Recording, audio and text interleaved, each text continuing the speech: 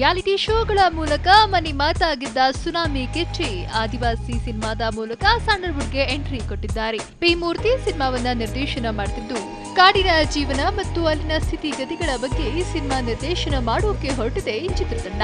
ಇತ್ತೀಚೆಗಷ್ಟೇ ಕಂಠೀರವ ಸ್ಟುಡಿಯೋದಲ್ಲಿ ಆದಿವಾಸಿ ಸಿನಿಮಾ ಸೆಟ್ಟೇರಿದ್ದು, hattrick hero doctor Shivaraj Kumar clap ಮಾಡೋ ಮೂಲಕ ಆದಿವಾಸಿ ಟೀಮ್ಗೆ ಶುಭ ಕೋರಿದ್ರು. ಮೊನ್ನೆ ಮಡಿಕೇರಿ ದಿಟ್ಟಳ್ಳಿಯಲ್ಲಿ ಒಂದು ಆದಿವಾಸಿಗಳ ಮೇಲೆ ಒಂದು ದೌರ್ಜನ್ಯ ಆಗಿತ್ತು.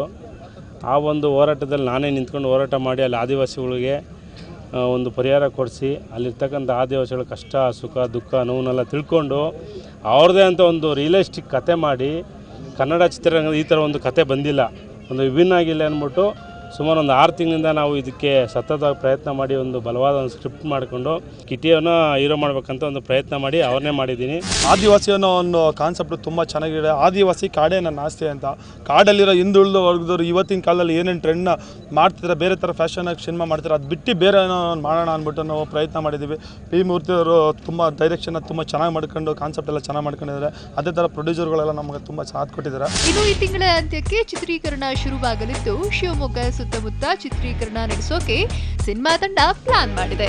ಸುನಾಮಿ ಕಿಟ್ಟಿ ಜೊತೆ ನಾಯಕಿಯಾಗಿ ಶಿಲ್ಪಾ ಅನ್ನೋ ಹೊಸ ನಾಯಕಿ ಅಭಿನಯಿಸುತ್ತಿದ್ದು, ಸಿನಿಮಾದ ಟೆಕ್ನಿಷಿಯನ್ಸ್ ಮತ್ತು ಪಾತ್ರವರ್ಗ ಇನ್ನಷ್ಟೇ ಆಯ್ಕೆಯಾಗಬೇಕಿದೆ.